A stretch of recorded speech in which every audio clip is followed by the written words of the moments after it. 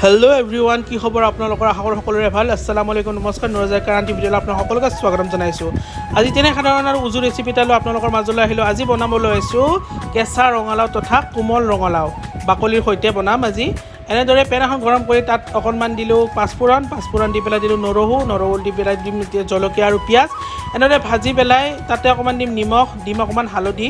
আজি বেলেগ কোনো ধৰণৰ আৰ্টিফিচিয়েল মছলা মই ইয়াত ব্যৱহাৰ কৰা নাই। তেনে সাধাৰণ ঘৰত যিখিনি ধৰক মছলা হিচাপত জলকীয়া পিঁয়াজ থাকে সেইখিনি দিয়া গৈছে ইয়াত। দি পেলাই মই এইখিনি লৰালোঁ, ভালদৰে লৰাই পেলাই ভাজি পেলাই ইয়াত দিলোঁ মই ইয়াত কাটি থোৱা ৰঙালাওখিনি দি পেলাই এনেদৰে ভাজিম। বৰ বেছি সময় নালাগে, কোমল ৰঙালাও 5 মিনিটমানৰ ভিতৰতে মোৰ এইখিনি সিজি গৈছিল। এনেদৰে ঢাকনি মাৰি দিলোঁ, ঢাকনি মাৰি দি অকণমান লৰাই দিয়াৰ পিছত অলৰেডি আমাৰ এয়া হৈ গ'ল ৰঙালাও। এনেদৰে মই বনালোঁ কোমল ৰঙালাও। আপোনালোকে ঘৰত এবাৰ ট্ৰাই কৰি চাব। আৰু এনেদৰে মই এখন প্লেটিং কৰিলোঁ আজি দুপৰীয়াৰ সাজটো।